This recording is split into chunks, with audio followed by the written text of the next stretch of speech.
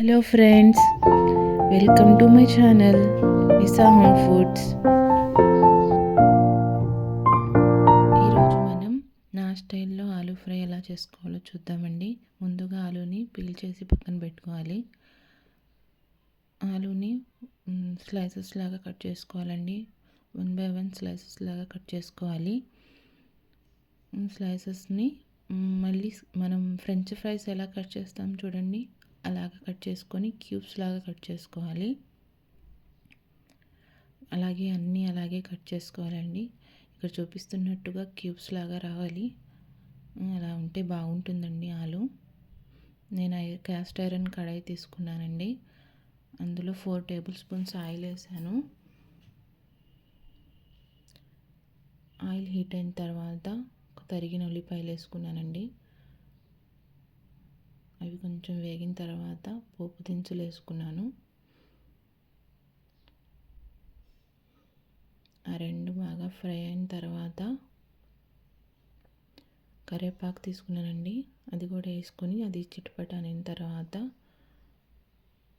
ఆలూని కడిగి పెట్టుకున్న ఆలూని నీళ్ళు లేకుండా వేసుకోవాలండి.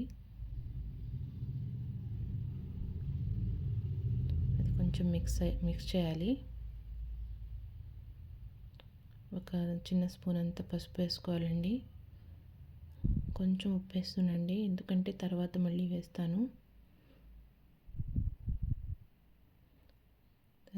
ఇలాగే మిక్స్ చేస్తూ ఉండాలండి. అది కొంచెం ఎర్రగా అయ్యేంత వరకు మిక్స్ చేస్తూ ఉండాలి.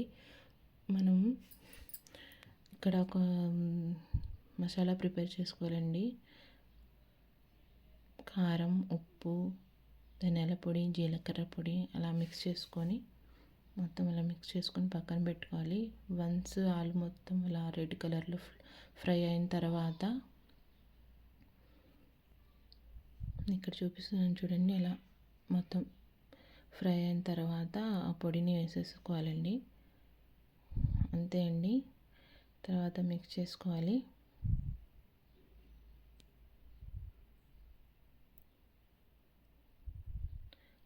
ఆ పొడి మొత్తం మిక్స్ చేసిన తర్వాత స్టవ్ ఆఫ్ చేసుకోవాలండి.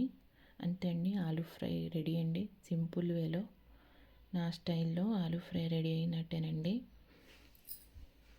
ఇక్కడ వేడి వేడి అన్నంలో పప్పు వేసుకొని, ఇవాళ మాది పప్పులేండి, అందుకని పప్పు వేసుకొని ఆలూ ఫ్రై వేసుకొని తింటే చాలా టేస్టీగా ఉంటుందండి. Thank you for watching. Don't forget to subscribe.